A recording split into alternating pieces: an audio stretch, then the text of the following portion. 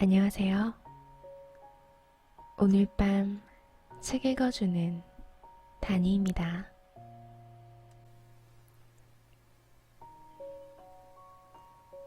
오늘 들려드릴 책은 미나미 지키사이 작가가 짓고 김영식 작가가 옮긴 샘터사의 노스승과 소년입니다. 책 표지에는 노스승과 소년이라는 제목과 함께 다음과 같은 메시지가 적혀 있습니다. 낫지는 않지만 살아갈 수 있는 아픔을 겪는 당신에게 이 한마디만으로도 한없이 위로만을 주려 하던 일반의 책들과는 사뭇 다른 느낌을 받았습니다.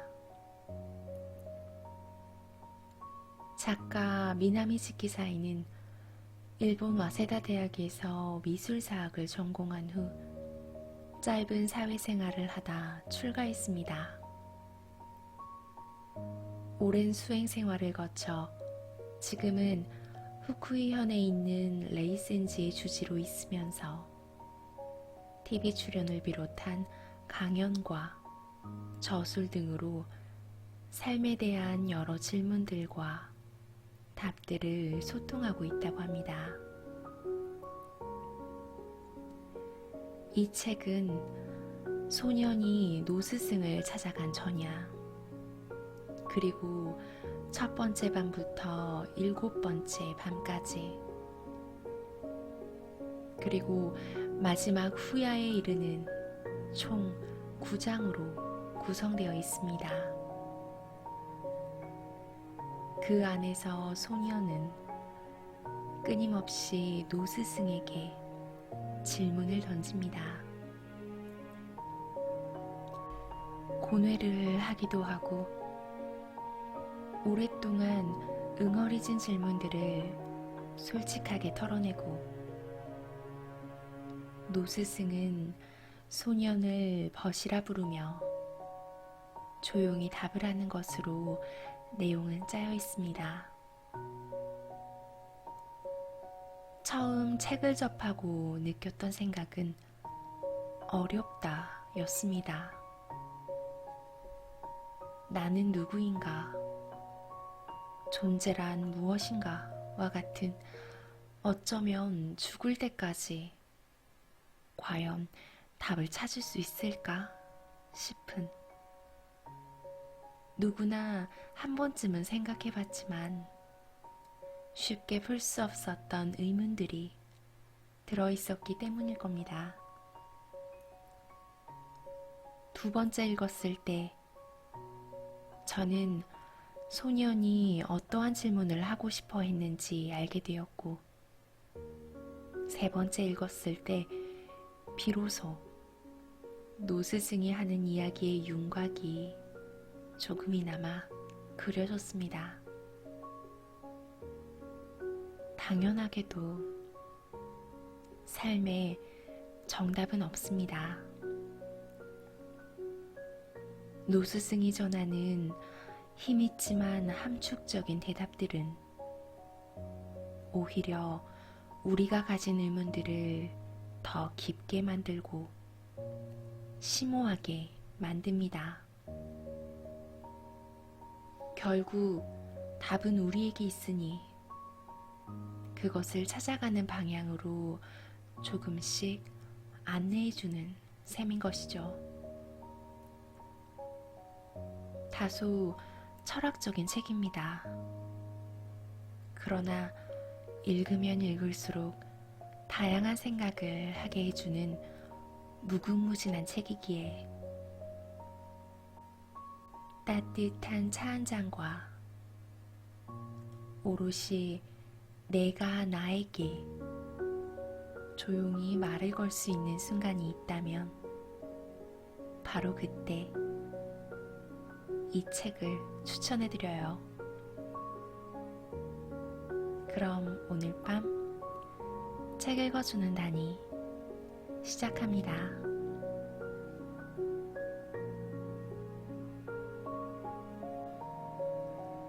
세 번째 밤. 소년이 암자 문 앞까지 오자 안에서 희미한 소리가 났다. 자물쇠도 없는 문을 조용히 열자 화롯불이 꺼져 있어 방은 어두웠다. 방 안쪽에서 네모진 모양으로 빛이 흘러나오고 있었다. 나 여기 있다. 들어오너라. 소녀는 빛으로 다가가 두 번째 문을 열었다. 노스승은 침대에 누워 있었다. 그 몸이 의외로 컸는데 길게 뻗은 그 모습에서 병이 느껴졌다. 스승님, 오늘 밤은 그냥 돌아가겠습니다. 괜찮다 버시여. 그 의자에 앉아라. 몸이 편찮으십니까? 종종 이럴 때가 있어. 염려할 것 없다. 온화한 등불에 비친 노스승의 얼굴에는 그늘이 가득하고 크게 뜬 눈은 물기를 띠고 있었다. 스승님, 버시여.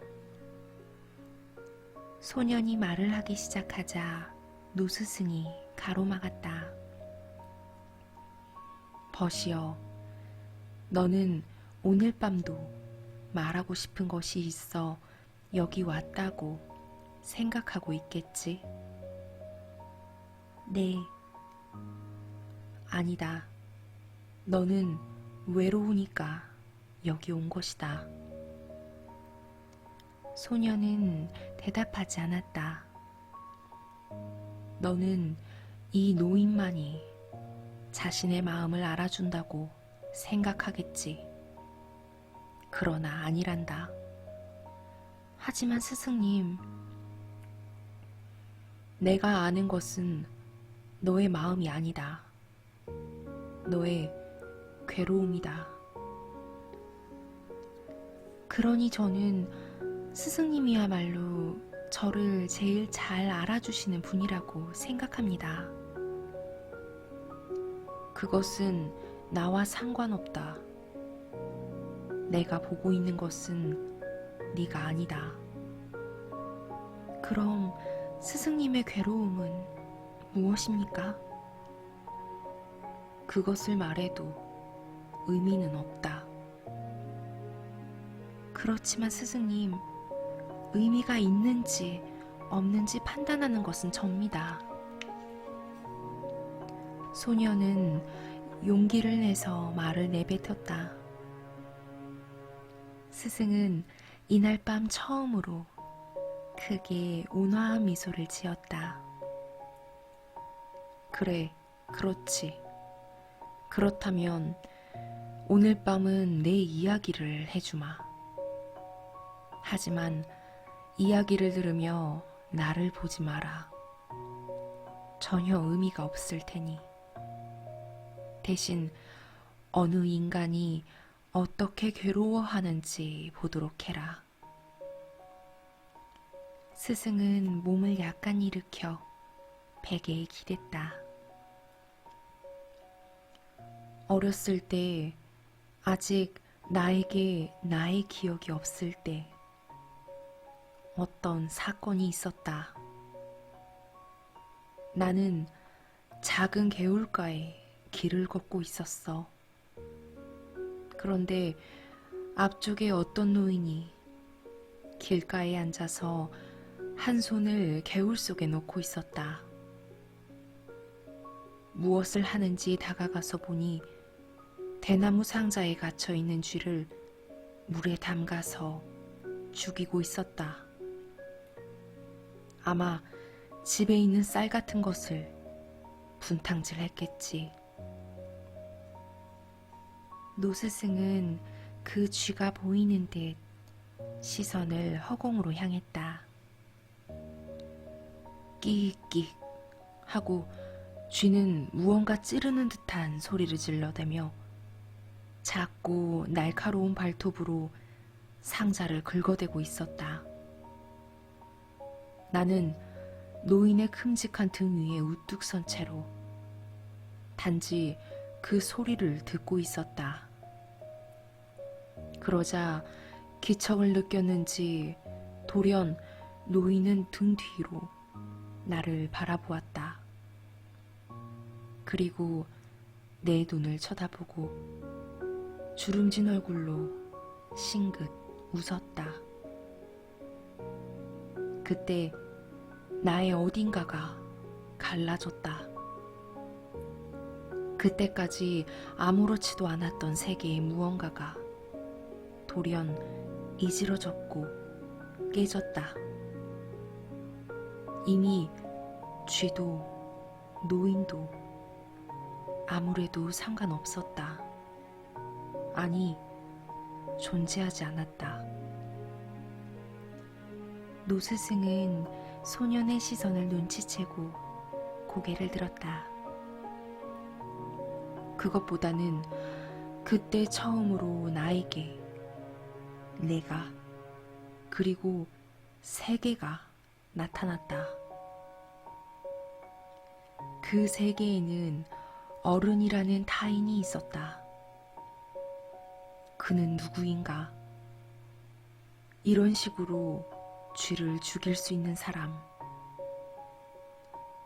그것이 그때의 나에게 어른이며 타인이며 인간이었다.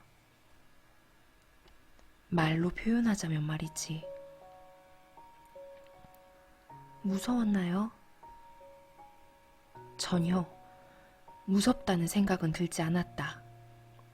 단지 모든 것이 달라졌지. 돌연 내가 세계에서 타인과 있었다. 너무 놀란 나머지 우는 것도 잊어버렸어. 아, 스승님, 저도 있습니다. 있습니다. 알고 있다. 너는 이미 말한 적이 있어. 그렇지만 버시어, 나와는 관계없다. 그것은 나에게 있지 않고 인간에게 있다. 그것이 인간이 되는 것이다. 다른 어떤 사람이 말했지. 어느 날 정신을 차려보니 길을 잃어버린 거야. 여기가 어디지? 울면서 어머니를 찾아 걷고 있는데 어느 길 모퉁이를 돌아선 순간 갑자기 여기가 어디지가 나는 누구지? 하며 모든 것이 뒤집어졌다고 한다. 호흡이 멈춰질 정도로 두려운 경험이었다고 해. 너무나 큰 공포에 그는 그야말로 불이 붙은 듯 울기 시작했는데 마침 지나가던 사람이 도와주어 어머니를 찾았지. 어머니를 만나도 큰 소리로 계속 우는 그를 보고 주위 모든 사람이 당황했다고 한다. 스승님, 알겠는가? 네.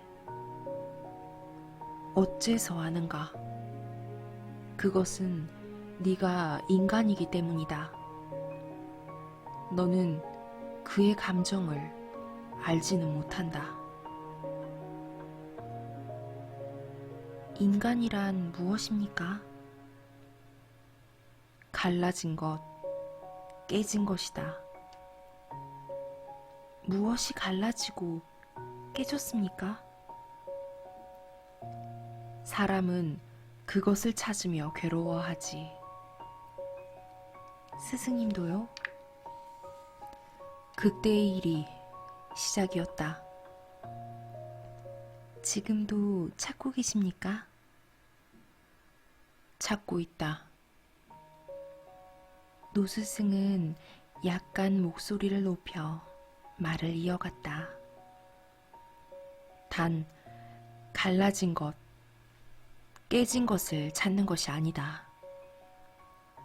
그럼 다른 것입니까? 다들 여기서 착각을 한다. 무엇이 깨진 것이 아니다. 단지 깨진 것이다. 그럼 무엇을 찾는 것입니까? 단지 깨졌다. 그러므로 단지 찾는다. 모르겠는데요. 전혀 모르겠습니다, 스승님. 소녀는 가슴 한구석에 고통을 느꼈다. 벗이여, 그렇다. 모를 것이다. 단지 깨졌다는 것을 알기 전에는 나도 스스로 깨져 떨어진 무언가를 찾고 있었다. 그러나 그 이야기는 다음에 하도록 하자. 스승의 눈에서 갑자기 빛이 사라졌다. 몸이 가라앉으며 작아졌다. 아, 스승님, 죄송합니다. 오늘은 이만 돌아가겠습니다. 다시 꼭 오겠습니다. 소녀는 일어나서 서둘러 밖으로 달려나갔다. 방문이 다시 열리고 소녀가 김이 오르는 찻잔을 담은 쟁반을 들고 들어왔다. 기분은 어떠세요? 그저 그렇구나. 소녀는 두 손으로 천천히 노스승의 몸을 일으키고 찻잔을 조심스레 건넸다. 스승님은 그를 좋아하나요? 의사는 환자가 좋아서 치료하는 게 아니다. 그렇지만 그 아픔을 좋아한다고나 할까? 아픔이요? 노스승은 차를 한 모금 마시고 말했다. 여러 가지 아픔이 있다. 낫지는 않지만 살아갈 수는 있는. 그러면 됐다. 후야. 네, 소리가 들린 적이 있었습니다. 제게 들린 것은 스승님과 당신의 대화, 아주 일부분이었어요. 스승님은 당신과의 대화를 매우 소중히 여겼습니다. 정말입니다. 스승님은 며칠 전에 떠나셨습니다. 네, 제가 전송하고 암자를 치웠습니다. 한 곳에 잠시 머무르다 다시 여행을 떠나신다는 삶을 계속 하셨던 듯합니다. 스승님의 스승이 그런 사람이었다고 합니다. 네, 스승님이 도인이라고 말씀한 분입니다. 아니요, 저는 아버님의 지시로 스승님의 시중을 들었을 뿐입니다. 반년쯤 전부터입니다. 아버님은 스승님이 우리 마을에 오셨을 때 한 번인가 두 번 집에 초대한 적이 있었습니다. 그 후 때때로 스승님을 찾아가서 대화를 나누셨습니다. 당신은 모르겠지만 당신 말고도 스승님에게 왔다 간 사람들이 있었습니다. 그중 몇 명이 스승님에게 암자를 기증하였습니다. 네, 아주 적습니다. 최근에는 당신을 포함해 대여섯 명 정도? 처음에는 더 많았다고 합니다. 제가 다니기 시작한 때만 해도 하루에 몇 명이나 왔습니다. 하지만 한 번 와서 스승님과 대화를 나누고 나면 대부분 다시 오지 않았습니다. 몇 번이나 오는 사람은 처음에는 매우 심각한 얼굴로 이야기를 하였으나 그러다가 단지 가끔 들르기만 했죠. 그 중에는 스승님 옆에 앉은 채로 거의 이야기 같은 이야기도 하지 않고 돌아가는 사람도 있었을 정도입니다. 제 아버님 역시 그랬던 것 같습니다. 왜 그랬을까요? 모르겠습니다. 딱 한 번 스승님에게 어떤 이야기를 하십니까? 물은 적이 있습니다. 그러자 스승님은 그들이 알고 싶은 이야기는 하지 않는다고 말하며 웃으셨습니다.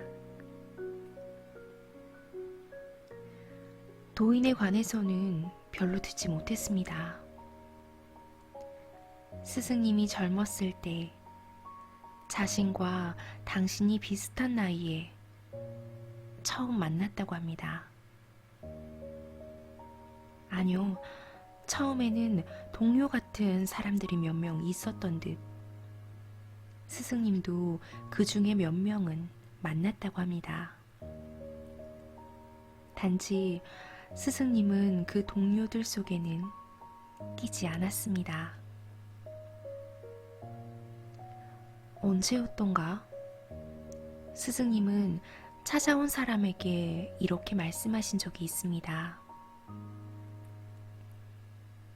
누구든 매우 매력적인 사람의 옆에는 오래 있어서는 안 되겠구나. 옛날을 떠올리고 말하신 것인지도 모르겠네요. 그건 모르겠습니다. 저도 묻지 못했습니다. 언제 스승님이 지금 같은 생활을 시작했는지는 저는 모릅니다. 그저 도인을 처음 만난 직후가 아닐까 생각합니다.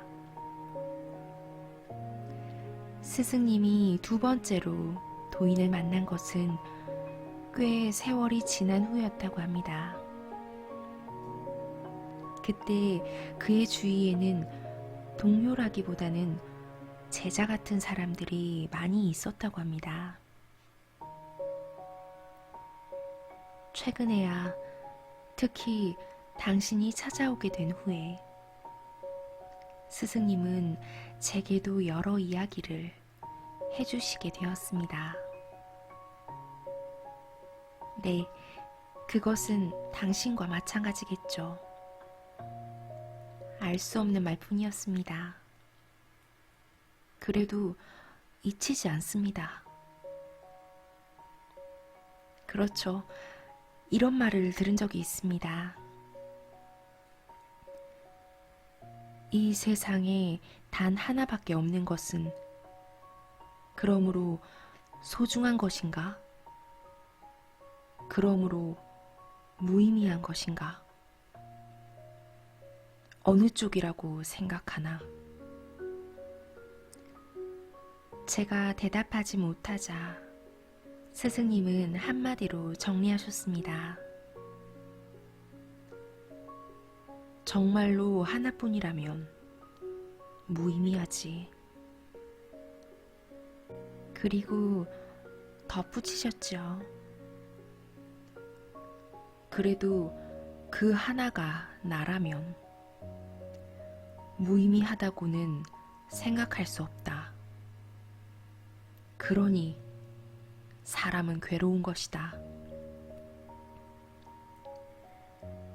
당신도 알고 있으리라 생각합니다만 저는 스승님이 다른 사람보다 머리가 좋다거나 아무도 모르는 것을 안다거나 그런 분으로는 보이지 않았습니다.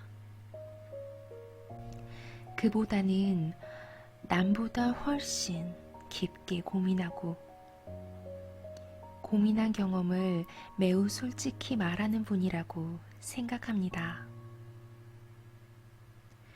옆에서 보고 있으면 스승님은 찾아오는 사람에게 무언가 가르치려는 듯이 보입니다. 그래도 절대로 바른 무언가를 가르치는 것은 아니죠. 당신도 그런 가르침을 받았나요? 스승님의 말은 옳다고 생각합니까? 그래도 만나서 다행이었다고 생각하죠? 네, 둘이 당신에 관해 대화를 나눈 적이 있습니다. 스승님에게 그는 어째서 오는 것일까요? 라고 물은 적이 있습니다. 그도 그럴 것이 스승님은 당신에게도 알고 싶은 것은 가르치지 않았을 테니까요. 그러자 스승님은 이렇게 말하셨습니다. 중요한 것은 답이 아니라 답을 몰라도 헤쳐나갈 수 있다는 것을 그는 어딘가에서 느꼈다. 네, 그렇습니다. 그리고 이렇게 덧붙이셨죠. 헤쳐나가는 방법은 스스로 찾아야 한다. 그리고 또 하나, 당신이 스승님과 만난 마지막 밤, 스승님은 내가 다시 한번 당신을 만나게 된다면 이렇게 전해달라고 말하셨습니다. 살아갈 의미를 찾기보다 죽지 않을 궁리를 해라. 웃으시네요. 스승님은 당신이 웃으면 이렇게 말하라고 하셨습니다. 그 웃음이 쓰린 만큼 너는 나를 안 것이다.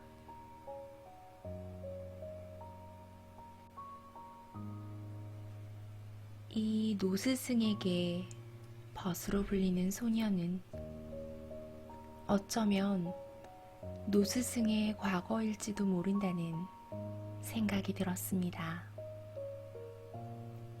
끊임없이 나를 찾는 소년, 진정한 나를 찾기 위한 질문들을 쏟아내는 소년. 그러나 나라는 것은 인간들이 편의상 만들어낸 약속에 불과합니다. 나는 인간이라는 존재의 불안이 만들어낸 하나의 고민이자 고통에 불과한 것이죠. 노스승이 전하고 싶었던 것은 결국 이런 게 아니었을까요? 여러분, 살아갈 의미를 찾기보다 죽지 않을 궁리를 하세요. 그리고 사람을 만나고 사랑하세요. 세상에 단 하나뿐인 것은 무의미합니다. 그러나 나라는 존재는 타자와의 관계 속에서 존재가 성립하는 것이니 타자를 사랑함으로써 나를 사랑하고 연마하세요. 그것이 고귀한 삶입니다. 하지만 여러분, 저는 감히 이렇게 말씀드리고 싶어요. 아무나 억지로 만나서 사랑할 필요는 없습니다. 정말 만나고 싶은 사람을 만나고 사랑하고 싶은 사람을 사랑해도 우리 인생은 우리가 생각하는 것보다 너무나 짧고 소중하니까요. 타자와의 관계 맺기, 아무렇게나 맺는 것이 아니라 얼마나 따뜻하고 얼마나 진실되고 얼마나 기꺼운 마음으로 나의 존재를 만들어내느냐. 그게 오늘 노스승과 소년을 읽고 제가 가슴에 품은 과제입니다. 낫지 않지만 살아갈 수 있는 아픔을 겪는 당신에게 보내는 오늘 밤 책 읽어주는 단이었습니다.